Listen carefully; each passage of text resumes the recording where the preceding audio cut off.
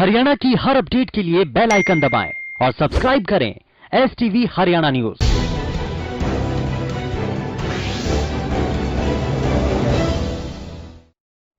नमस्कार, हरियाणा न्यूज देख रहे हैं आप और मैं हूं आपके साथ सोनिया सतानीता। रुक कर लेते फटाफट हरियाणा की ओर। प्रदेश में 2202 कुल संक्रमित मरीजों की संख्या हो गई। इसके अलावा इलाज के बाद अब तक 1051 मरीज ठीक होकर घर गए हैं, तो वहीं प्रदेश में 20 लोग कोरोना से जान गंवा चुके हैं। तो वहीं प्रदेश के गृह मंत्री अनिल विज ने कहा कि केंद्र सरकार की गाइडलाइन के मुताबिक सभी बॉर्डर खोले जाएंगे, साथ ही स्थिति का आकलन किया जाएगा। केंद्र ने हमें अधिकार दिए हैं, उसके हिसाब से कार्रवाई की जाएगी। दिल्ली के सीएम अरविंद केजरीवाल ने दिल्ली के सभी बॉर्डर को अगले 7 दिनों के लिए सील कर दिया है, जिसके बाद अब हरियाणा के गृह मंत्री अनिल विज की इस पर प्रतिक्रिया सामने आई है। उन्होंने कहा है कि बॉर्डर सील करना दिल्ली की मर्जी, गृह मंत्रालय की गाइडलाइन ने प्रदेश को अधिकार दिया। कांग्रेस प्रवक्ता रणदीप सुरजेवाला ने कोरोना और लॉकडाउन के मुद्दे पर केंद्र और प्रदेश सरकार पर जोरदार हमला किया। सरकार के पास कोरोना से निपटने का कोई समाधान नहीं, साथ ही कहा कि लॉकडाउन से बाहर निकलने का सरकार का कोई प्लान नहीं। सुरजेवाला के वार पर गृह मंत्री अनिल विज ने पलटवार किया। विज ने कहा, देश में कोरोना का ग्राफ दुनिया के कई देशों से काफी बेहतर है।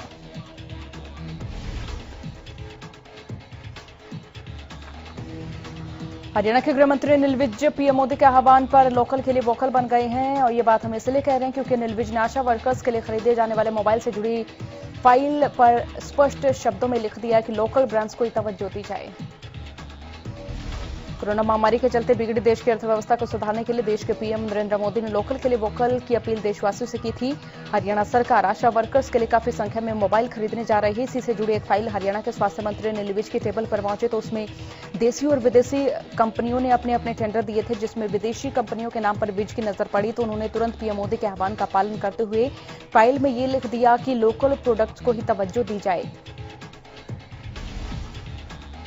इनेलो नेता अभय चौटाला ने किसानों के बहाने प्रदेश सरकार के खिलाफ मोर्चा खोला। किसानों को पेमेंट नहीं मिल रही है और इसे लेकर सिरसा के मिनी सचिवालय में धरना देने का ऐलान किया।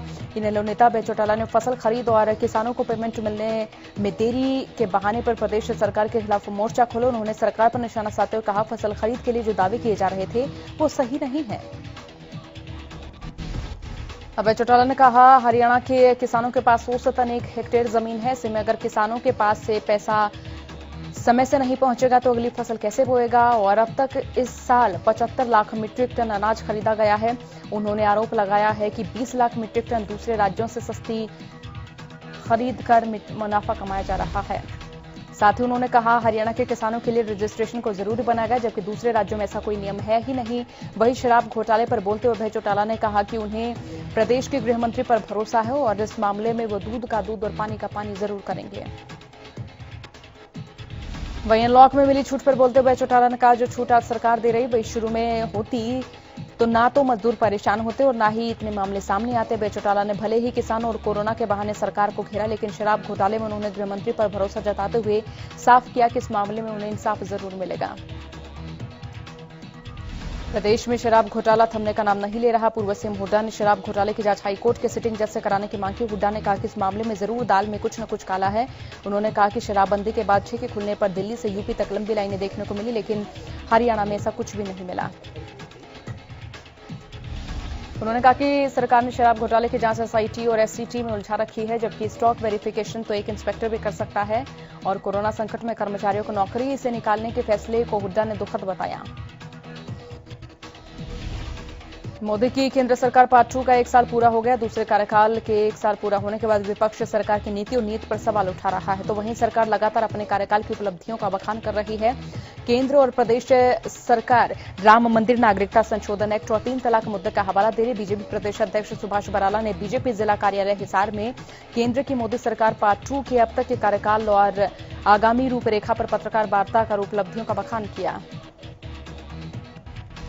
प्रदेश अध्यक्ष सुभाष बराला ने जानकारी देते हुए बताया कि सरकार के पार्ट 2 ने आजादी के बाद से लगातार उठ रही मांगों को पूरा किया। सरकार ने जम्मू कश्मीर से धारा 370 हटाने, 3 तलाक से मुक्ति, नागरिकता संशोधन एक्ट और राम मंदिर निर्माण जैसे ऐतिहासिक और साहसिक कार्य किए।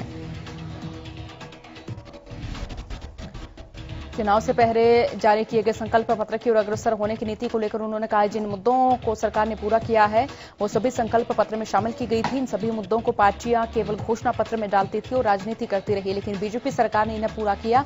और पिछले 5 वर्षों में मोदी सरकार की नीतियों पर विपक्ष लगातार सवाल उठा रहे थे, लेकिन वर्तमान में विपक्ष भी उनके कार्यों की सराहना कर रहा है।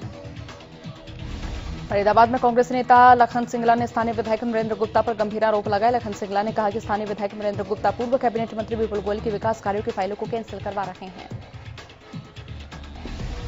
उन्होंने बताया पिछले 3 महीने से फरीदाबाद की जनता पानी की समस्या से जूझ रही, पर स्थानीय विधायक ना ही लोगों से मिलते, ना ही फोन उठाते हैं और स्थानीय विधायक गुमशुदा हो गए हैं। फरीदाबाद में थोड़ी सी बरसात के बाद भी जल भराव की स्थिति देखने को मिलती है, जो विधायक और नगर निगम प्रशासन की लापरवाही के चलते हो रहा है।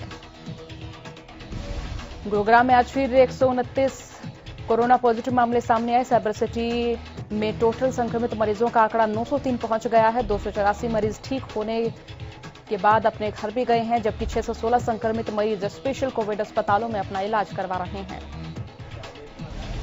वहीं फरीदाबाद में कोरोना संक्रमित मरीजों की संख्या 400 के पार पहुंची, बढ़कर मरीज 416 हुए और एक ही दिन में 35 मरीज बढ़े हैं।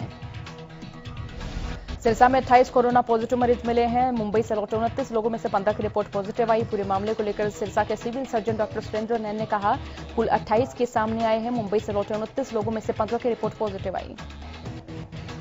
इसके अलावा डबवाली कोर्ट का एक कर्मचारी, 4 कैदी, एक स्वास्थ्यकर्मी, जेल में तैनात एक पुलिसकर्मी की रिपोर्ट पॉजिटिव आई। फिलहाल 26 लोगों को सिरसा के कोविड अस्पताल में दाखिल किया गया, जबकि 2 को अग्रोहा मेडिकल कॉलेज भेजा गया। 2 कोरोना पॉजिटिव मरीज डबवाली, कुछ सिरसा के ग्रामीण इलाकों से हैं। इन मामलों के साथ ही सिरसा में अब तक 43 मरीज कोरोना पॉजिटिव पाए गए हैं, जिनमें 9 मरीज ठीक होकर घर जा चुके हैं। वहीं 31 मरीजों का सिरसा के नागरिक अस्पताल में इलाज चल रहा है, जबकि 3 मरीज अग्रोहा मेडिकल कॉलेज में भर्ती हैं। कोरोना काल में लॉकडाउन के बीच अनलॉक की शुरुआत हो गई है, लेकिन प्रदेश में कोरोना के मामले रुकने का नाम नहीं ले रहे हैं। करनाल में आज कोरोना के 6 नए मरीजों की पहचान हुई। इन 6 मरीजों में एक मामला बड़थल गांव, एक सदर बाजार, 2 मधुबन और 2 ददलाना गांव से सामने आई। इन लोगों में से ज्यादातर लोगों की ट्रैवल हिस्ट्री दिल्ली से रही है। सभी मरीजों के इलाके में स्वास्थ्य विभाग ने स्क्रीनिंग का कार्य शुरू कर दिया है। कैथल में लगातार कोरोना का कहर बढ़ता नजर आ रहा है। कैथल में आज कोरोना के 10 नए मामले सामने आए। बताया जा रहा है इन 10 लोगों में से 5 लोग एक ही परिवार के हैं। तो वहीं संक्रमित मरीजों के संपर्क में आने से ये लोग संक्रमित हुए। स्वास्थ्य विभाग की टीम ने 10 मरीजों को आइसोलेट किया। भिवानी में कोरोना का कहर रुकने का नाम नहीं ले रहा। भिवानी में आज कोरोना के 5 नए मामले सामने आए। साथ ही भिवानी में कोरोना के एक्टिव केसों की संख्या 31 हो गई। बताया जा रहा है कि एक नाथवास गांव का व्यक्ति गुरुग्राम में प्राइवेट जॉब करता है, जो पहले पॉजिटिव मिला। उसके बाद व्यक्ति की मां, पत्नी और बेटी की रिपोर्ट पॉजिटिव आई। और वहीं जिले का 5वां कोरोना पॉजिटिव मरीज अस्पताल में वार्ड सर्वेंट है और महामारी से बचने और इसे रोकने में स्वास्थ्य विभाग के दिशा निर्देशों का पालन करना बेहद जरूरी बताया जा रहा है। केंद्र सरकार के पहले अनलॉक का असर अंबाला में देखने को मिला। अंबाला में बाजार पहले की तरह खुले नजर आए। सुबह 9 बजे से शाम 7 बजे तक सभी दाईं ओर की दुकानें खुली नजर आई। दुकानदारों ने बताया सरकार के आदेश के अनुसार ही बाजार में जो भी आदेशों का उल्लंघन करेगा उसके खिलाफ कानूनी कार्रवाई की जाएगी। वहीं बाजार में सभी के मास्क पहनने और सोशल डिस्टेंसिंग का भी ख्याल रखा जा रहा है। बिना मास्क पहनने वाले लोगों पर 500 रुपए का जुर्माना लगाया जाएगा। उकलाना में लेफ्ट राइट पैटर्न शुरू करने से दुकानदार परेशान हैं। उकलाना के ऑटो मार्केट में एक साइड में अधिकतर स्पेयर पार्ट की दुकानें, तो वही दूसरे साइड में मैकेनिक की दुकानें, जिससे दोनों का काम प्रभावित हो रहा है। वहीं लोगों ने सरकार से अनुरोध किया कि उकलाना के प्रशासन पर कार्रवाई करें, इस तरह के आदेशों को बंद कराएं। लोगों का कहना है कि अगर सरकार चाहे तो बाजार और दुकानें खोलने की समय सीमा घटाकर दोपहर 2 बजे तक कर दें। रेवाड़ी के गोपालदेव चौक के पास पूर्व सैनिकों के लिए बनी चिंकारा सीएसडी कैंटीन खोल दी गई है और नियमों का पालन करते हुए पूर्व सैनिकों के लिए कैंटीन खोल दी गई। कैंटीन में सैनिक और पूर्व सैनिक कार्ड धारकों को ऑनलाइन टोकन सिस्टम से ग्रोसरी का सामान दिया गया। पहले दिन ग्रोसरी सामान के लिए 300 टोकन और लिकर के लिए 550 टोकन जारी किए गए। कैंटीन में सोशल डिस्टेंसिंग का पालन करते हुए मास्क और सैनिटाइजर का विशेष प्रबंध किया गया। आज से देश में अनलॉक 1 की शुरुआत हो गई। इसके साथ ही देश भर के तमाम राज्यों के बीच आवाजाही भी पूरी तरह से खोल दी गई है। जिसकी वजह से बॉर्डर पर गाड़ियों की भारी भीड़ देखने को मिल रही है। पुलिस अधिकारियों का साफ तौर पर से कहना है कि जब तक डीएम या हरियाणा सरकार की ओर से नए आदेश नहीं आ जाते तब तक बॉर्डर पर आवाजाही बंद रहेगी। रतिया में ट्रैफिक पुलिस ने नियमों की अवहेलना करने वालों पर शिकंजा कसा। ट्रैफिक पुलिस की ओर से विशेष नाकेबंदी कर जिन लोगों के पास दस्तावेज पूरे नहीं थे उनके चालान काटे। इस दौरान कई बाइक सवारों ने ना तो हेलमेट लगाया था, ना ही मास्क पहना था। ट्रैफिक इंचार्ज इंद्राज सिंह ने बताया कि लोगों में कोरोना के प्रति जागरूकता नहीं है, जिसकी वजह से लोग बाहर निकलने के दौरान लापरवाही बरत रहे हैं।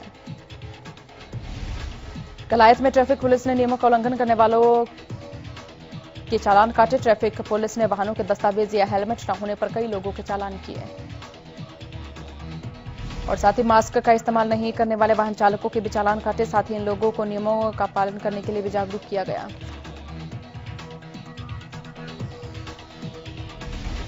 वैश्विक महामारी कोरोना के बीच रेवाड़ी रेलवे स्टेशन से 3 ट्रेनों का संचालन किया जाएगा। पहले दिन अजमेर से दिल्ली जाने वाली जनशताब्दी एक्सप्रेस ट्रेन में रेवाड़ी से 39 यात्रियों को रवाना किया गया। रेवाड़ी से 3 ट्रेन गुजरनी है, जिनमें पहली अजमेर से दिल्ली जनशताब्दी एक्सप्रेस, दूसरी अजमेर से दिल्ली जनसंपर्क क्रांति और तीसरी अहमदाबाद से दिल्ली आश्रम एक्सप्रेस ट्रेन है।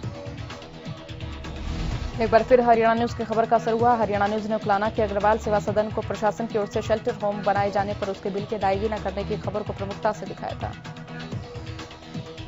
खबर दिखाए जाने के बाद प्रशासन हरकत में आया, तुरंत प्रभाव से मामले का संज्ञान लिया और अग्रवाल सेवा सदन का बिल अदा करने की बात कही। रतिया के मुख्य बाजार के दुकानदारों में प्रशासन के खिलाफ रोष है। दुकानदारों के रोष का कारण सड़कों के बीचों बीच गहरे गड्ढे बताए जा रहे हैं, जिसके चलते आए दिन हादसे होते जा रहे हैं। वही दुकानदारों का कहना है कि वो प्रशासन से कई बार गुहार लगा चुके, लेकिन समस्या का कोई समाधान नहीं हुआ और उन्होंने चेतावनी दी है कि अगर समाधान नहीं हुआ तो वे धरने पर बैठेंगे। इधर रतिया में देहाती मजदूर सभा ने जिला और ब्लॉक स्तर पर डीसी और एसडीएम कार्यालय के बाहर अपनी मांगों को लेकर धरना दिया। लोगों ने कहा कि जरूरतमंद परिवारों को राशन नहीं मिल रहा है, जिनके बीपीएल कार्ड थे वो भी काट दिए गए हैं।